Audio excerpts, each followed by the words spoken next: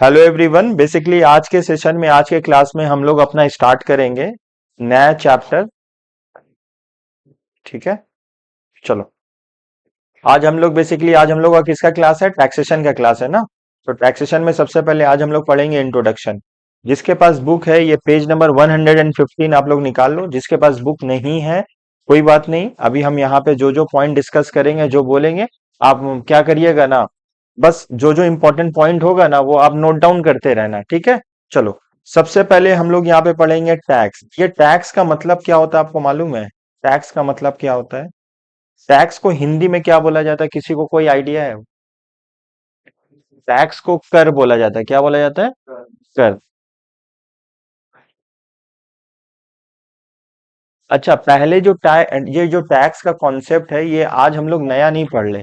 जब से, अगर देखो, जब पहले राजा महाराजा का टाइम था ना, तब भी ना टैक्स इम्पोज किया जाता था, लागू किया जाता था कॉमन पब्लिक के ऊपर। ठीक है। आज तो वो वाला कॉन्सेप्ट खत्म हो गया, आज राजा वाला कॉन्सेप्ट हो गया। पहले ना बादशाह लोग के टाइम में, राजा लोग के टाइम में ना, ये जो शासन चलाने के लिए, ठीक है ना, तो क्या किया जाता था, लोगों से पैसा वसूला जाता था। ठीक है। अब क्या हुआ, इंडिया तो आजाद हो गया 1947 में, उसके बाद भी हम लोग से पैसा लिया जाता है एक्ट बना के। आज इंडिया में टैक्सेशन का एक्ट है इनकम टैक्स एक्ट 1961। अच्छा, पहले टैक्स क्यों लिया जाता था, अब टैक्स क्यों लिया जाता था? टैक्स लेने का ऑब्जेक्टिव क्या है? जो भी गवर्नमेंट होगा, जो भी गवर्नमेंट आएगा, देखो जितना भी गवर्नमेंट आता है वो 5 साल के लिए आता है। अब जो भी एग्जिस्टिंग गवर्नमेंट होगा ना वो जनता से क्या कलेक्ट करता है? टैक्स कलेक्ट करता है, ताकि हम लोग बेसिक नेसेसिटी प्रोवाइड किया जा सके गवर्नमेंट के द्वारा कॉमन पब्लिक को। अब बेसिक नेसेसिटी क्या होता है, जरूरत क्या होता है बेसिक? जैसे इंफ्रास्ट्रक्चर हो गया, रोड हो गया, रेलवे का फैसिलिटीज हो गया, फ्री एडुकेशन हो गया। बात समझ पा रहे हो? अगर हम बोलेंगे गवर्नमेंट हम लोग को फ्री में क्या क्या प्रोवाइड करता है, सिक्योरिटी भी प्रोवाइड किया जाता है ना। सिक्योरिटी का मतलब होता है बॉर्डर पे अगर हम लोग देखेंगे, नोटिस करेंगे ना, तो वहां पे सेना तैनात है कि नहीं? मिलिट्री वहां पे है। किसके हिफाजत पे बोलो? हम लोग के, हम लोग के कॉमन पब्लिक के लिए। और हम लोग अपने घर से ट्यूशन आए हैं तो हम लोग को अपने घर से ट्यूशन से कौन क्या कनेक्ट किया? रोड कनेक्ट किया। तो रोड भी फ्री में हम लोग को मिल रहा है। और भी हम लोग को बोलो क्या क्या फ्री में मिल रहा है गवर्नमेंट। अगर आप गवर्नमेंट स्कूल में पढ़ते हो तो गवर्नमेंट स्कूल में पैसा नहीं लगता है। गवर्नमेंट हॉस्पिटल में आप अगर अपना इलाज कराना चाहते हो तो वहां भी पैसा नहीं लगता है। गवर्नमेंट कॉलेजेस होते हैं एंड बहुत सारा फैसिलिटीज होता है जो गवर्नमेंट कॉमन पब्लिक को फ्री ऑफ कॉस्ट में दिया जाता है। अच्छा, जो सर्विस हम लोग अवेल करते हैं गवर्नमेंट के द्वारा, उस सर्विस को अवेल करने के लिए, मतलब प्रोवाइड करने के लिए कुछ तो खर्च होता है ना। अब दो तरह का टैक्स होता है, डायरेक्ट टैक्स होता है, इनडायरेक्ट टैक्स होता है। तो जो गवर्नमेंट होता है वो हम लोग से, कॉमन पब्लिक से ना, दो तरह का टैक्स इम्पोज करता है हमारे ऊपर। पहले अगर हम बोलेंगे कितना तरह का टैक्स होता है तो क्या बोलिएगा? दो तरह का, एक डायरेक्ट टैक्स होता है और एक इनडायरेक्ट टैक्स होता है। इम्पोज का मतलब लागू किया जाता है, किसके द्वारा? सरकार के द्वारा। किसके ऊपर? पब्लिक के ऊपर। ठीक है ना। अब सरकार क्या, अभी हम बोलेंगे टैक्स लेने का ऑब्जेक्टिव क्या है? सरकार बेसिकली क्या प्रोवाइड करता है हम लोग को? इंफ्रास्ट्रक्चर। अब बोलेंगे बताओ बाबू इंफ्रास्ट्रक्चर में क्या प्रोवाइड किया जाता है? रोड दिया जा रहा है। अच्छा, रोड दिया जा रहा है, फ्री में सिक्योरिटी दिया जा रहा है, 2 पॉइंट हो गया। तीसरा बोलो, रेलवे का फैसिलिटीज दिया जाता है। समझ में आया? हाँ। जैसे अगर हो गया गवर्नमेंट स्कूल हो गया, गवर्नमेंट कॉलेजेस हो गया, गवर्नमेंट हॉस्पिटल हो गया, इवन गवर्नमेंट स्कूल वगैरह में ना मिड डे मील भी मिलता है आप लोग को, मतलब सुने होंगे ना। तो ये सारा फैसिलिटीज कौन प्रोवाइड करता है? सारा फैसिलिटीज कौन प्रोवाइड करता है बोलिए? गवर्नमेंट प्रोवाइड करता है। किसको प्रोवाइड करता है? कॉमन पब्लिक को। तो बदले में हमसे क्या लेता है बाबू? टैक्स लिया जाता है। अच्छा, दो तरह का टैक्स होता है, एक डायरेक्ट टैक्स होता है, दूसरा इनडायरेक्ट टैक्स होता है। जो डायरेक्ट टैक्स होता है ना, वो सारे लोगों के ऊपर ना चार्ज नहीं किया जाता है। जिसका जो हैसियतदार है, जिसके पास एक सर्टेन लिमिट से ज्यादा इनकम एक्सीड हो रहा है, वो लोग क्या देंगे? इनकम टैक्स देंगे। इनकम का मतलब होता है अगर आप इंडिया में रहते हो, आपका इनकम एक सर्टेन पर्टिकुलर लिमिट से एक्सीड होता है, बियॉन्ड जाता है, बढ़ता है, तो यू आर एलिजिबल टू पे इनकम टैक्स। दूसरा होता है, दूसरा होता है इनडायरेक्ट टैक्स। इनडायरेक्ट टैक्स का बेस्ट एग्जांपल होगा GST. Goods and service tax. GST क्या होगा? आप इनडायरेक्ट टैक्स का मतलब क्या होता है ना, वो इनकम के ऊपर डिपेंड नहीं करेगा। हम बोलेंगे बाबू एक टैक्स का नाम बताओ जो इनकम के ऊपर डिपेंड नहीं करेगा, जो सारे लोगों को देना होगा। जीएसटी। समझ में आया? तो एक बार हम लोग सम अप करते हैं, अभी तक हम लोग क्या क्या पढ़े। सम अप करते हैं, अभी तक हम लोग क्या क्या पढ़े। हम लोग क्या पढ़े? हम लोग पढ़ रहे हैं टैक्सेशन। समझ में आया? हम लोग पढ़ रहे हैं टैक्सेशन। और हम लोग का इनकम टैक्स एक्ट आपको नाम याद होना होगा, 1961। हम बोलेंगे इनकम टैक्स एक्ट क्या है? 1961। अच्छा, टैक्स हम लोग से जो पैसा लिया जाता है वो एक्ट बना के ना, हम लोग का जो एक्ट है, बोलो 1961 में एक्ट बना है ना। क्लियर है? एक्ट कानून कैसे बनता है बोलो? सबसे पहले एक बिल होता है। बिल को दो हाउसेज होता है, लोकसभा एंड राज्यसभा में। पहले क्या होगा? एक बिल होगा। एक बिल को हम लोग लोकसभा एंड राज्यसभा में, lower house and upper house आप लोग पढ़े होंगे, ठीक है। तो एक बिल को लोकसभा में पहले पास कराया जाएगा, फिर राज्यसभा में पास कराया जाएगा। जो प्रेसिडेंट हो गए इंडिया के, वो अपना कंसेंट देंगे, सिग्नेचर करेंगे। वो बिल क्या बन जाएगा बाबू? एक्ट बन जाएगा, और वो पूरे हिंदुस्तान में अप्लाई होगा। पहले क्या धारा सेक्शन 370 चलता था ना, तो जम्मू एंड कश्मीर में ना कोई भी एक्ट एप्लीकेबल नहीं था। अभी 370 को रिमूव कर दिया गया। कोई भी एक्ट अगर कोई भी कानून बनता है हिंदुस्तान में, इंडिया में, वो पूरे हिंदुस्तान में एप्लीकेबल है। तो हम बोलेंगे एक्ट कैसे बनता है, आपका आंसर क्या होगा? सर एक्ट बनने से पहले एक बिल होता है। बिल को कहाँ पास कराया जाता है? पहले लोकसभा में, फिर राज्यसभा में। उसके बाद बिल के ऊपर कौन सिग्नेचर करते हैं भाई? प्रेसिडेंट। इंडिया का जो प्रेसिडेंट है वो क्या करेंगे? बिल के ऊपर अब सिग्नेचर करेंगे। द मोमेंट बिल के ऊपर सिग्नेचर करेंगे तो बिल क्या बन जाएगा?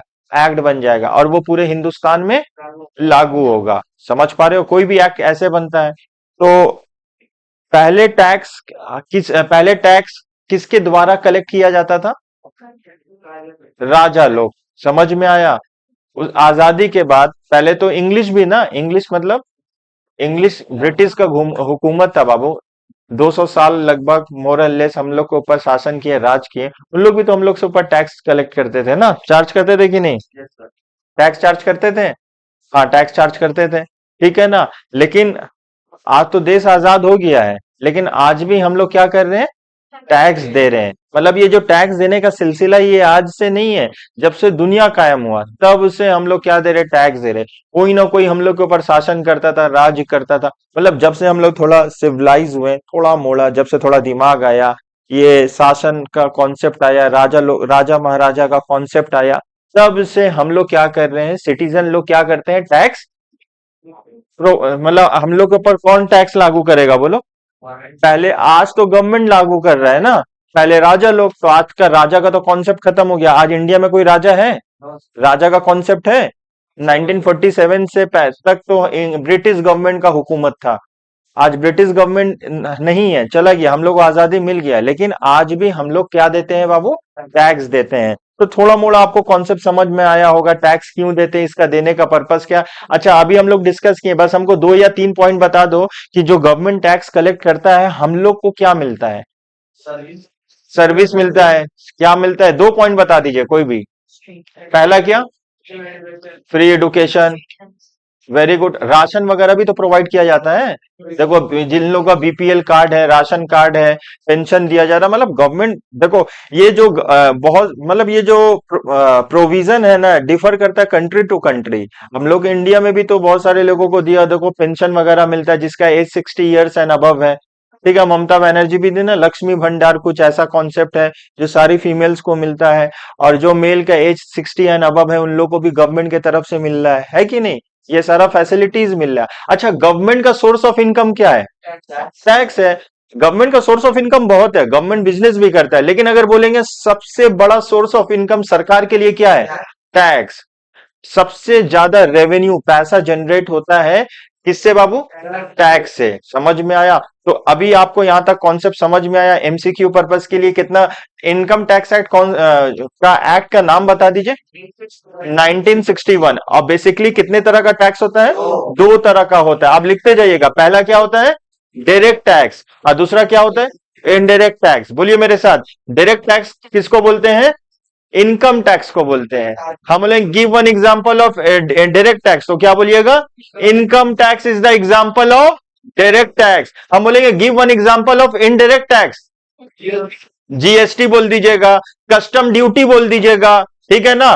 तो दो एग्जाम अभी हम लोग और पढ़ेंगे, बस हम लोग अभी इंट्रोडक्शन कर रहे हैं। बोले उम्मीद करते हैं समझ में आया। अभी हम लोग क्या करेंगे ना, पहले बेसिकली हम लोग डिफरेंस समझेंगे, डायरेक्ट टैक्स और इनडायरेक्ट टैक्स में क्या डिफरेंस होता है, ठीक है ना। अच्छा, डायरेक्ट टैक्स क्या होता है ना बाबू, डायरेक्ट टैक्स क्या होता है, जो इनकम के ऊपर चार्ज किया जाता है वो प्रोग्रेसिव इन नेचर होता है। हम बोलेंगे कौन सा टैक्स प्रोग्रेसिव इन नेचर होता है, income tax is known as progressive in nature. आप पॉइंट लिखते रहिएगा क्लास में, लास्ट में हम लोग पूछेंगे तो क्या होगा, रिवीजन भी अच्छे से हो जाएगा और समझ भी लीजिएगा। डायरेक्ट टैक्स क्या होता है, एक बार फिर क्लास बोलिएगा, डायरेक्ट टैक्स क्या होता है। नहीं नहीं, direct tax progressive in nature होता है। अड- हाँ, it is progressive in nature.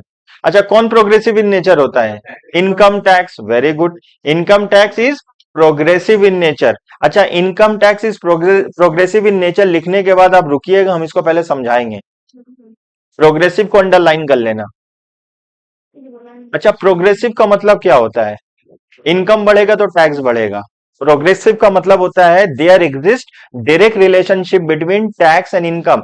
Suppose if your income increases, if your income increases, tax will increase simultaneously. समझ में आया। अगर इफ योर इनकम रिड्यूसेस या डिक्रीजेस, टैक्स लाइबिलिटी भी डिक्रीज हो जाएगा। बात समझ पा रहे हो। आप पहले कम कमाते थे, आज आप बहुत अच्छा पैसा कमाते हो, तो पहले आप कम टैक्स देते थे या नहीं देते थे। मेरा बात समझ पा रहे हो ना। पहले आपके पास तो इनकम नहीं था, सर जब मेरे पास इनकम नहीं है तो हम टैक्स इस बात का देंगे, हम टैक्स तभी देंगे जब मेरे पास इनकम होगा। No income, no income. लेकिन हम कौन से टैक्स के बारे में बात करें, direct tax. No income, no direct tax, direct tax impose नहीं किया जाएगा। क्लियर है। अगर आप रईस हो, नाम नहीं पैसा से रईस हो, तो आपको क्या किया जाएगा, आपके ऊपर टैक्स इंपोज किया जाएगा। क्लियर है। तो हम बोलेंगे प्रोग्रेसिव का मतलब क्या होता है, तो आप क्या बोलोगे, बोलो। Income increase, tax increase, income decreases, tax decreases. इसमें कौन सा रिलेशन आएगा, इनवर्स आएगा या डायरेक्ट रिलेशन आएगा, डायरेक्ट रिलेशन आएगा। अच्छा, अभी हम लोग पढ़ेंगे ना, इनडायरेक्ट टैक्स के बारे में लिखेंगे। इनडायरेक्ट क्या क्या हो, रेग्रेसिव इन नेचर होता है, बोलो। रेग्रेसिव इन नेचर का मतलब क्या होता है, पहले लिख लो फिर हम इसको मतलब समझाएंगे। आप डायरेक्ट टैक्स में क्या लिखे हो, इनकम टैक्स क्या होता है, income tax is, very good, एक बार फिर से बोलेंगे, income tax is, very good, right answer, income tax is progressive in nature. On the other hand, indirect tax क्या होता है, रेग्रेसिव इन नेचर होता है। लिख लो, indirect tax is regressive in nature.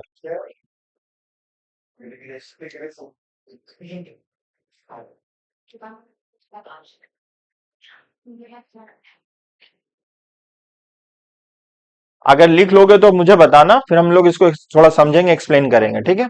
अच्छा, रेग्रेसिव प्रोग्रेसिव का मतलब तो समझ गए। रेग्रेसिव का मतलब होता है ना, जो आपके इनकम के ऊपर डिपेंड नहीं करता है। जैसे एग्जांपल के तौर से, एक आप लोग यहां से एक बोतल पानी लिए, बिस्लेरी पानी लिए, मान लो आप 10 रुपए दिए, ठीक है। उस 10 रुपए में इंक्लूडिंग टैक्सेस होता है, ठीक है ना। लेकिन मान लो एक भिखारी लिया, भिखारी मतलब उसके पास पैसा नहीं है, मांग के लिया, वो भी कितना दिया टैक्सर का, वो भी 10 रुपया दिया। मतलब इनडायरेक्ट टैक्स के केस में अगर अंबानी, अंबानी जानते हो, अंबानी फैमिली अगर मेडिकल से कोई मेडिकल शॉप से कोई मेडिसिन खरीदता है, जो टैक्स वो देता है वही टैक्स आप भी देते हो। अंबानी और आप सेम हो नहीं, लेकिन अगर इनडायरेक्ट टैक्स में आप सेम हो। समझ पा रहे हो। इनडायरेक्ट टैक्स में कोई पार्शियलिटी नहीं होता है, मतलब सबको देना होगा। आपके पास पैसा है, नहीं है, अगर आप गुड्स एंड सर्विसेज अवेल करते हो, सर्विस को एंजॉय करते हो, मजा लेते हो, तो सरकार को क्या देना होगा, टैक्स देना होगा। एग्जाम्पल के तौर से, बाबू आप पीयूष, आप मेडिकल गए, ठीक है ना, आपका तबीयत खराब है, आपको डॉक्टर ने प्रिस्क्राइब किया कुछ मेडिसिन, आपने लिया, लेकिन आपको साथ साथ क्या देना होगा, पैसा एक्स्ट्रा भी देना होगा ना, टैक्स भी देना होगा उसमें। अब मान लो ना, आपके एरिया मोहल्ला में आप, आपके नजर में जो बहुत अमीर आदमी है, वो भी at the same time medicine shop visit किया, कुछ मेडिसिन लिया, वो भी उतना ही पैसा देगा जितना आप दोगे। रीजन बोलो। ये इनडायरेक्ट टैक्स है, इसको क्या बोलेंगे? Regressive in nature. अच्छा, हम बोलेंगे क्या इनडायरेक्ट टैक्स इनकम के ऊपर डिपेंड करता है? नहीं, इनकम के ऊपर डिपेंड नहीं करता। अगर इनकम के ऊपर डिपेंड करता तो अंबानी फैमिली को और आपको उसको ज्यादा देना पड़ता। लेकिन इनडायरेक्ट टैक्स में आप अंबानी हो या वर्ल्ड का कितना भी अमीर आदमी हो, डज नॉट मैटर, ठीक है ना, इंडिया के होने चाहिए, क्योंकि हम लोग एक्ट तो इंडिया के पढ़ रहे हैं ना। तो आपको क्या देना होगा? टैक्स पे करना होगा। तो उम्मीद करते हैं दो एग्जाम्पल आपको समझ में आया जो दिए हैं। तो अगर हम बोलेंगे डायरेक्ट टैक्स और इनडायरेक्ट टैक्स का एग्जाम्पल दो, तो क्या बोलिएगा बाबू? डायरेक्ट टैक्स का एग्जाम्पल क्या होता है? Income tax. डायरेक्ट टैक्स का एग्जाम्पल क्या होता है? अरे एग्जाम्पल पूछ रहे बाबू। डायरेक्ट टैक्स का एग्जाम्पल क्या होता है? Income tax. अच्छा, इनकम टैक्स क्या होता है? रेग्रेसिव इन नेचर होता है। रेग्रेसिव या progressive in nature? Progressive in nature होता है ना। और रेग्रेसिव इन नेचर क्या होता है? Indirect tax. मेरा बात आप समझ पा रहे हो ना? दो डिफरेंस हुआ। अब एग्जाम्पल भी हम लिखा है, एग्जाम्पल भी लिख सकते हो। एग्जाम्पल में क्या लिख लेना डायरेक्ट टैक्स में? Income tax is the example of direct tax. उधर लिख लेना कस्टम ड्यूटी, जीएसटी लिख देना।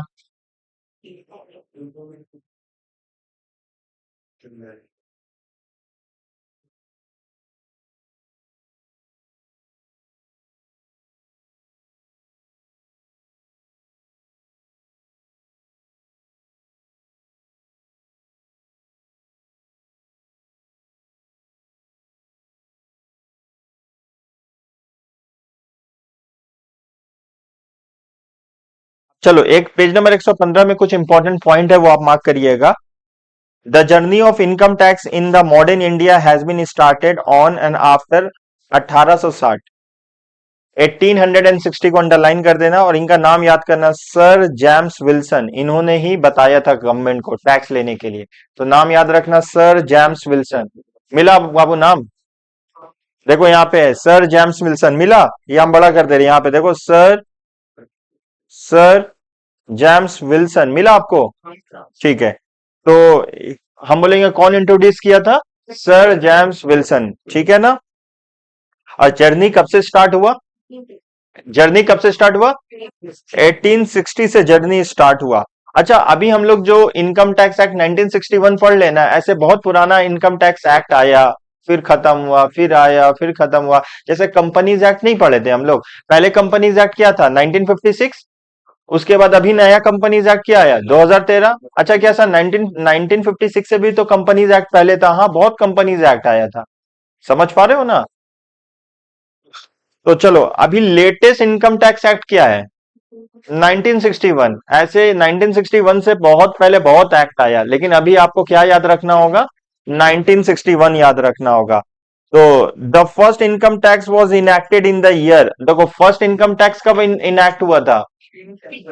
ये भी आप याद कर सकते हो, 1860। बोलो, the first income tax act enacted in the year 1860, ठीक है ना। And this act was force only for 5 years। Underline कर लीजिए, ये जो पहला एक्ट था हम लोग कब इनएक्ट हुआ? 1860 में। और ये फोर्स हुआ था सिर्फ कितने साल के लिए? 5 साल के लिए। इसको एबॉलिश कर दिया गया, मतलब हटा दिया गया। कौन से ईयर में? 1865 में। देखो कितना एमसीक्यू हम लोग पढ़े।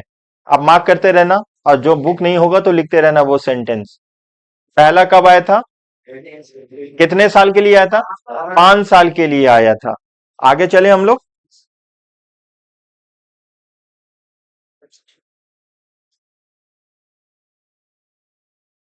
बाकी यहां से यहीं तक है।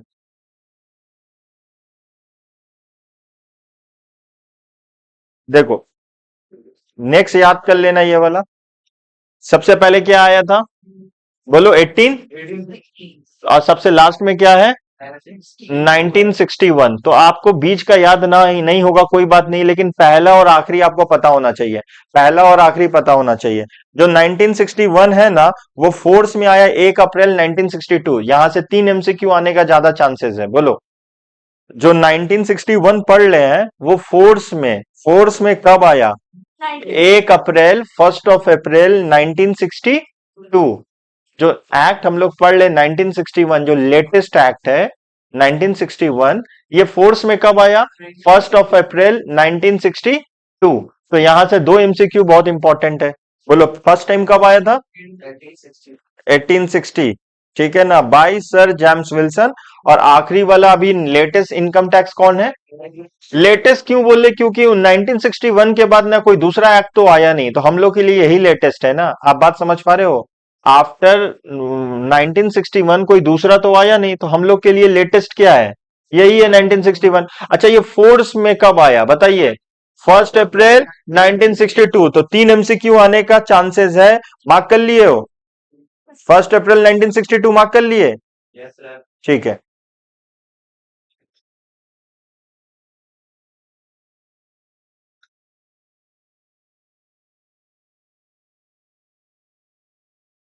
चलो अभी हम लोग पढ़ेंगे objective of the act.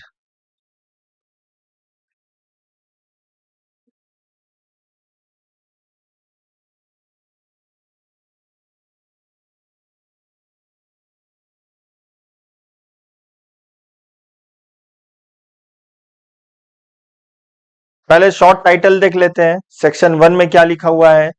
This act is known as income tax act 1961, extend to the whole of India. ये पूरे हिंदुस्तान में एप्लीकेबल है। बोलिए पूरे इंडिया में एप्लीकेबल है। तीसरा पॉइंट है, इट केम इनटू फोर्स 1 अप्रैल 1962। ये 3 MCQ यहां से आने का चांसेस है, आप मार्क कर लेना। लास्ट का तीनों पॉइंट आपको बहुत इंपॉर्टेंट है, ठीक है। ऑब्जेक्टिव ऑफ द एक्ट अभी हम लोग पढ़ेंगे, लेकिन आने आने के बाद अभी थोड़ा। Features of income tax act 8 point है, बहुत इंपॉर्टेंट है। 8 पॉइंट में आएगा, it is a direct tax. हम लोग को तो पता है sir, it is a income tax is the example of direct tax. चलो दूसरा point, it is an important instrument for raising resources and reducing disparities. तो ये बोला है एक इंपॉर्टेंट इंस्ट्रूमेंट है फॉर रेजिंग द रिसोर्सेस। किसके लिए रेस करेगा? कौन रेस करेगा resources? Government is very good.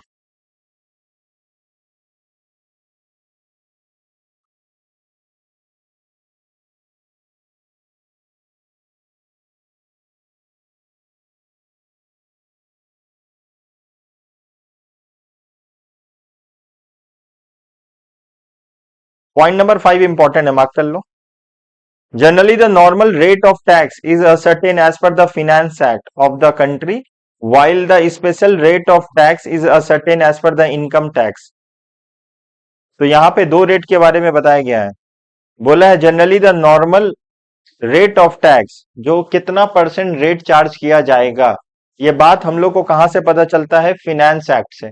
जैसे मान लो आपका इनकम बहुत ज्यादा है, तो आप तो सारा इनकम तो सरकार को टैक्स नहीं दे दोगे ना। इनकम का कुछ परसेंटेज आप दीजिएगा। तो जो कितना परसेंटेज आप सरकार को टैक्स दीजिएगा, ये बात कौन डिसाइड करेगा? कहां पे लिखा रहेगा? बोलो। फिनेंस एक्ट में लिखा रहेगा, ठीक है ना, of the country. While the special rate of tax ascertain as per the, जो स्पेशल टाइप का रेट होता है वो कहां पे दिया जाएगा? इनकम टैक्स एक्ट में। तो यहाँ पे दो, एक फिनेंस एक्ट होता है, एक इनकम टैक्स एक्ट होता है। तो जो भी स्पेशल तरह का रेट होगा वो कहां पे मेंशन होगा? इनकम टैक्स में। और जो स्लैब रेट होता है, नॉर्मली इसको क्या बोला जाता है? Slab rate. Slab rate is a rate जिसके जरिए से आपके इनकम के ऊपर हम टैक्स कैलकुलेट करेंगे, ठीक है ना। तो वो कहां पे दिया रहेगा? बोलो ये कहां पे दिया रहेगा? फिनेंस एक्ट में दिया रहेगा, ठीक है ना। बोला जा रहा है it is applicable to the whole of India including the state of, यहाँ पे लिखा हुआ है, आप एक बार मार्क कर लो। अभी सारे जगह अप्लाई होगा, मतलब एवरी प्लेस में ये एप्लीकेबल है। जैसे यहाँ पे हम पहले ही बता दिए, including the state of Jammu and Kashmir, union territory में भी है, ठीक है। उसके बाद बोल रहा है presently it is considered as a mandatory payment, मतलब कंपलसरी पेमेंट। मैंडेटरी का मतलब क्या होता है? Compulsory payment for the point of view of a person who has earned income during the financial year. मान लो आपने पैसा कमाया है और एक आपका इनकम एक सर्टेन लिमिट से ज्यादा है, तो आपको सरकार को क्या देना होगा? टैक्स देना होगा। बात समझ पा रहे हो?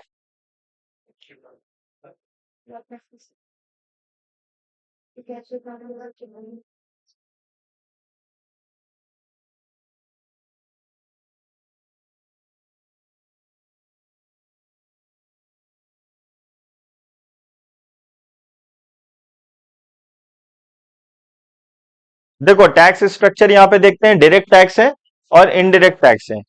अब डायरेक्ट टैक्स में क्या है, इनकम टैक्स आता है, वेल्थ टैक्स आता है। अच्छा, जो वेल्थ टैक्स था ना, आज के दौर में इम्प्लीमेंट नहीं है, हटा दिया गया, इसको एबॉलिश कर दिया गया, इसको हटा दिया, खत्म कर दिया गया। पहले वेल्थ टैक्स हुआ करता था, अभी नहीं है। मेरा बात आप समझ पा रहे हो? तो अगर हम बोलेंगे डायरेक्ट टैक्स का एग्जाम्पल क्या है, इनकम टैक्स। वेल्थ टैक्स हुआ करता था एक जमाने में, जो आज नहीं है, खत्म हो चुका है। ठीक है। Agricultural tax, professional tax. Professional tax आज भी एग्जिस्ट करता है। ठीक है। एग्रीकल्चर टैक्स, देखो टैक्स हम लोग का ना, गवर्नमेंट दो दो लेवल पे गवर्नमेंट है, एक सेंट्रल पे है और एक स्टेट पे है। तो हम लोग का जो मालूम है, हम लोग का जो कॉन्स्टिट्यूशन है, इंडियन कॉन्स्टिट्यूशन, ये वर्ल्ड का सबसे लेंथीएस्ट कॉन्स्टिट्यूशन है, पता है आपको? 2 साल 11 महीना 18 दिन लगा इसको लिखने में। 2 साल 11 महीना 18 दिन, under the chairmanship of doctor Bhimrao Ambedkar. समझ में आया? तो हम लोग का इंडियन कॉन्स्टिट्यूशन में यह बात लिखा गया है कि दोनों दोनों गवर्नमेंट अपना अपनी तरफ से रूल्स बना सकते हैं, मतलब समझ में आया? तो जैसे income tax, income tax implement करेगा कौन, बोलो? Union, central. समझ में आया? अगर हम लोग बात करेंगे एग्रीकल्चर, वो कौन इम्प्लीमेंट करेगा? स्टेट। और इसका एंट्री नंबर 46 है। तुमको मालूम है आजादी के बाद 1947 के बाद कोई भी स्टेट गवर्नमेंट ने एग्रीकल्चर टैक्स इंप्लीमेंट नहीं किया। मतलब किस एग्रीकल्चर टैक्स जो होता है, India is the land of farmers. Mostly लोग इंडिया में कौन है, किसान है। तो कोई भी गवर्नमेंट नहीं नहीं चाहता कि ना मेरा कुर्सी हट जाए, खत्म हो जाए। तो अगर कोई भी सरकार आएगा और वो किसान लोग के ऊपर, एग्रीकल्चर के ऊपर टैक्स चार्ज करेगा, तो वो क्या होगा ना, वो गवर्नमेंट ज्यादा दिन तक चल नहीं पाएगा। तो अभी हम बोलेंगे इंडिया में, हिंदुस्तान में एग्रीकल्चर के ऊपर टैक्स कौन चार्ज कर सकता है? State government. लेकिन आज तक कोई किया? अगर वेस्ट बंगाल में कौन कर सकता है? ममता। लेकिन ममता करेगी ऐसा? नहीं करेगी। तो ये एंट्री नंबर क्या है? 46 है। क्लियर है आपको? प्रोफेशनल टैक्स है।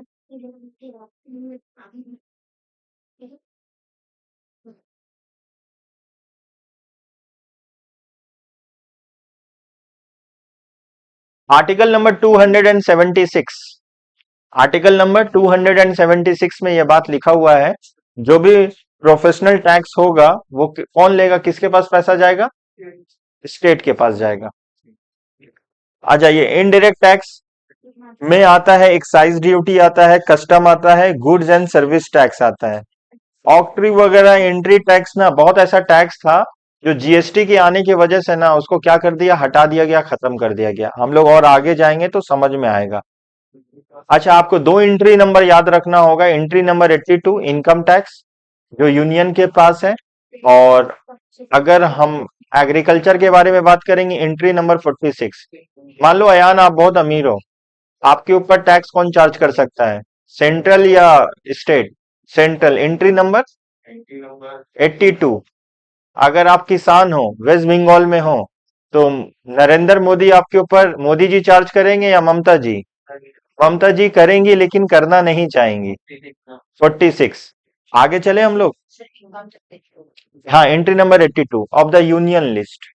Entry number 82 of the union list.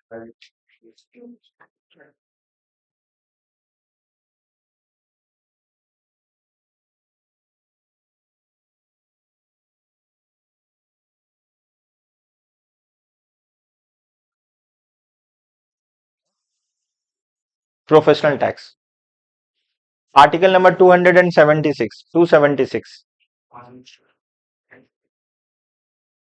बाबू ये बहुत इंपॉर्टेंट पोर्शन है, पेज नंबर, यहां से एमसीक्यू आएगा।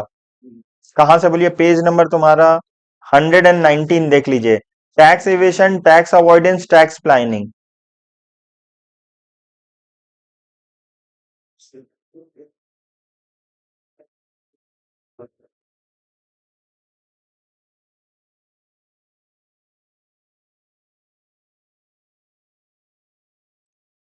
अच्छा, टैक्स एवेशन किसको बोला जाएगा? तो बोलेंगे टैक्स एवेशन एक ऐसा प्रोसेस है। बोलिए। टैक्स एवेशन एक ऐसा प्रोसेस है जिसके जरिए से जो एसईसी होता है ना, वो अपना टैक्स लाइबिलिटी को रिड्यूस करने का कोशिश करता है। कैसे? यहाँ पे बोला हुआ है furnishing false return claiming for set off, ठीक है ना सर, मतलब thus it is an illegal device to reduce the tax liability as per the income tax act, it is punishable crime। अभी आपको हम जो जो लाइन बोले आप वो मार्क कर लो, हम उसको अच्छे से समझाएंगे फिर से। टैक्स इवेशन का मतलब क्या होता है? अच्छा, टैक्स इनकम टैक्स क्या होता है? जिस इंसान के पास ज्यादा पैसा है सरकार उसी से टैक्स लेगा। मान लो यहाँ पे आप लोग सब लोग बैठे हो, ठीक है, आप लोग सब लोग ना चॉकलेट लिए, कुछ भी खाना पीना लिए, स्टोर से लिए, पैक सामान लिए, आप लोग क्या सारे लोग टैक्स दोगे? वो जो टैक्स दोगे उसका नाम होगा जीएसटी होगा। अब जीएसटी आपके इनकम के ऊपर डिपेंड नहीं करता है, आपका इनकम कुछ भी हो आपको देना ही होगा। मान लो एक 10 साल का बच्चा चॉकलेट लिया, क्या वो भी टैक्स दिया? हाँ दिया। समझ में? वहां एज बैंड, कोई एज बार नहीं है, मतलब आप कोई भी एज पे, कोई भी एज कैटेगरी पे हो आप, मतलब आप छोटे हो बड़े हो डज नॉट मैटर, आप जीएसटी मतलब इनडायरेक्ट टैक्स है तो आप सबको टैक्स देना ही होगा। बात समझ पा रहे हो? लेकिन अभी मान लो यहाँ पे किसी का इनकम ज्यादा है तो उसी इंसान को देना पड़ेगा टैक्स, या किसी और को देना पड़ेगा? तो इंसिडेंट एंड, आपको याद रखना होगा जो वर्ड बोल रहे आपको यही लिखना होगा, incident and impact fall on the same person. बोलो incident and impact fall on the same person. हम बोलेंगे incident and impact fall on the same person, तो आप क्या बोलिएगा सर? इनकम टैक्स में incident and impact fall on the same person, मतलब अगर आप एलिजिबल हो तो सरकार को आप ही दोगे, आप नहीं बोलोगे मेरा भाई से ले लीजिएगा, मेरे पापा से ले लीजिएगा, मेरे फ्रेंड से ले लीजिएगा, ऐसा नहीं होगा। Incident and impact fall on the same person, incident and impact fall on the same person. कौन से केस में? Income tax. पीयूष आप बहुत ज्यादा पैसा कमाते हो, अच्छा बात है, तो सरकार आपसे पैसा मांगेगी आपके फ्रेंड से, बोलोगे हम नहीं देंगे आप मेरा दोस्त से ले लीजिए, नहीं मानेगा, तो इसको क्या बोला जाएगा? टैक्स।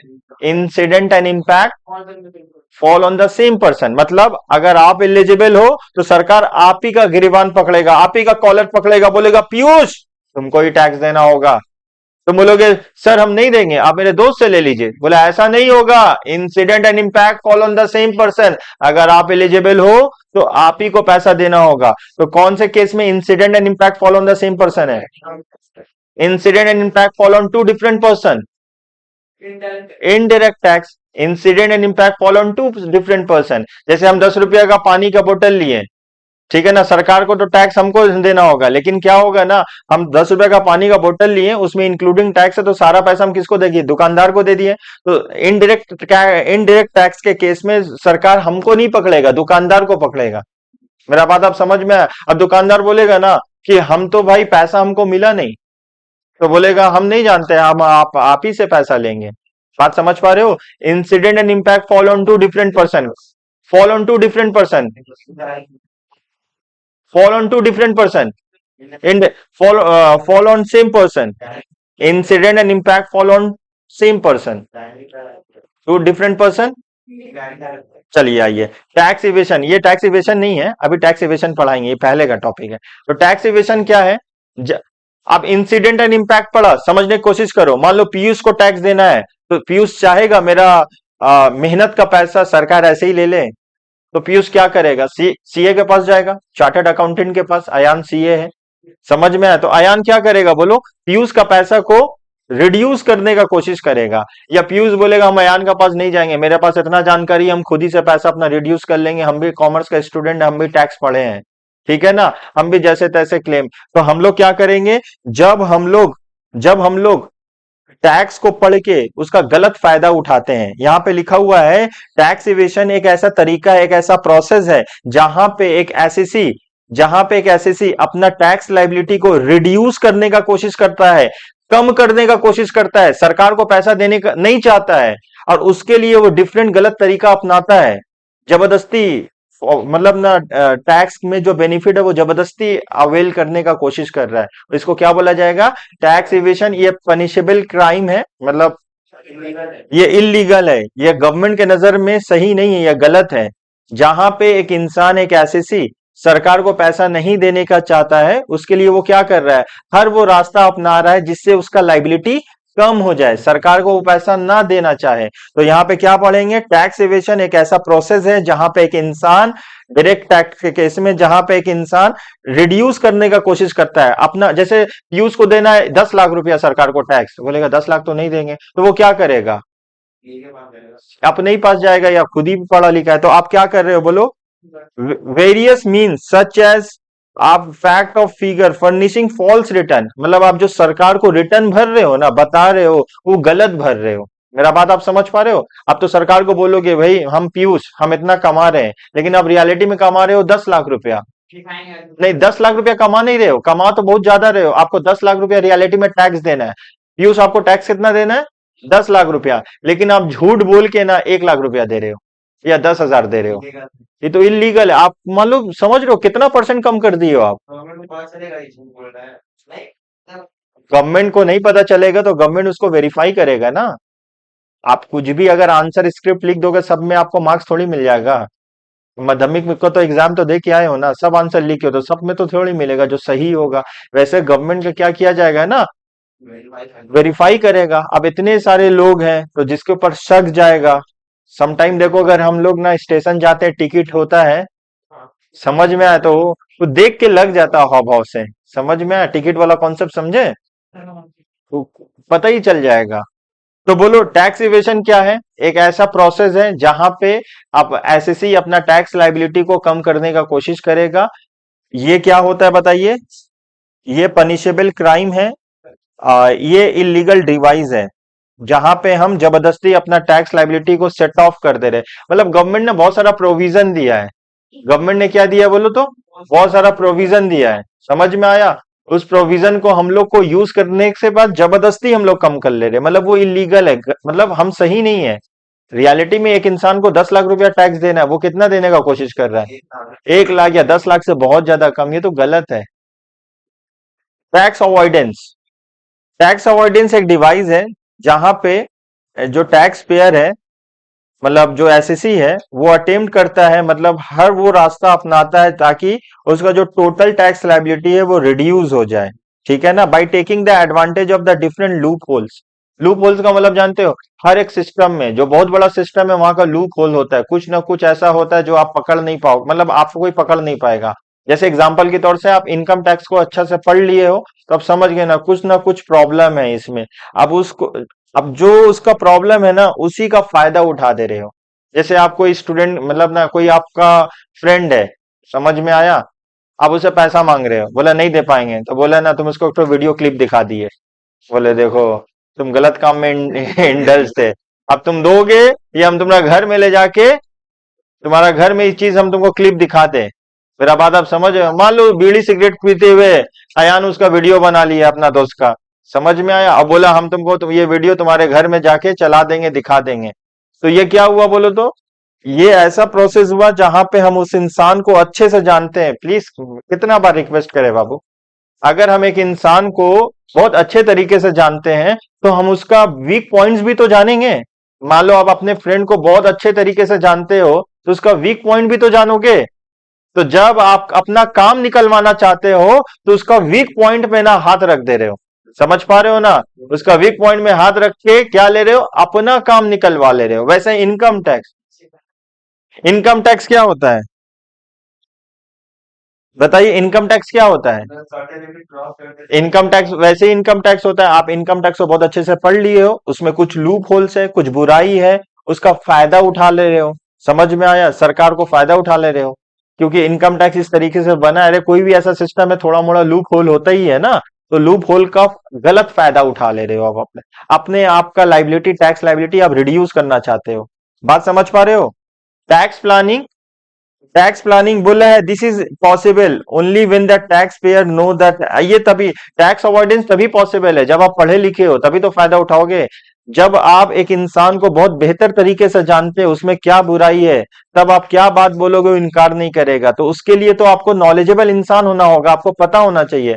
आप टैक्स का फायदा उठाना चाहते हो तो टैक्स में एग्जैक्टली क्या है, सही गलत पूरा टैक्सेशन का आपको नॉलेज होना चाहिए, तब तो आप फायदा उठा पाओगे, नहीं तो फायदा उठा पाओगे आप नहीं।